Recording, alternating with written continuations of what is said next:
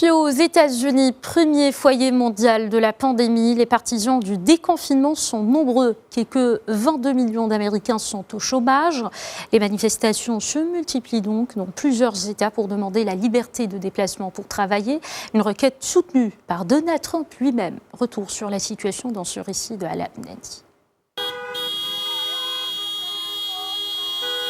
Aux États-Unis, l'impatience grandit pour le déconfinement. Ces manifestants revendiquent la fin du confinement et le retour imminent au travail. Une première dans le pays, les pro-déconfinement sont soutenus en plus par Donald Trump. Le président américain avait invité vendredi dernier les Américains à braver les règles du confinement.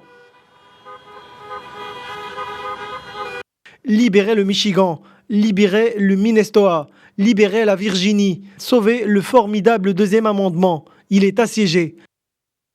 Le locataire de la Maison-Blanche n'a pas manqué non plus, dans un point de presse, d'affirmer que les gouverneurs de certains États sont allés trop loin. Il a par la même occasion annoncé de nouvelles mesures pour protéger les salariés américains. Je viens de signer un décret suspendant de manière temporaire l'immigration aux États-Unis. Cela va garantir que les Américains au chômage seront les premiers à trouver un emploi avec la réouverture de notre économie.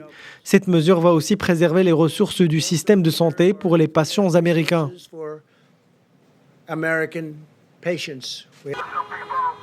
Les autorités ont recensé mercredi 1738 décès dus au coronavirus en 24 heures, un bilan en baisse par rapport à la veille selon le comptage de l'université Johns Hopkins qui fait référence. Ce bilan journalier porte à 46 583 le nombre total de décès recensés depuis le début de la pandémie aux États-Unis, pays officiellement le plus endeuillé au monde par le Covid-19. Nous savons comment prendre soin de nous-mêmes sans l'assistance de notre gouverneur de Californie. Nous ne voulons pas d'aide de l'État, nous voulons regagner nos emplois.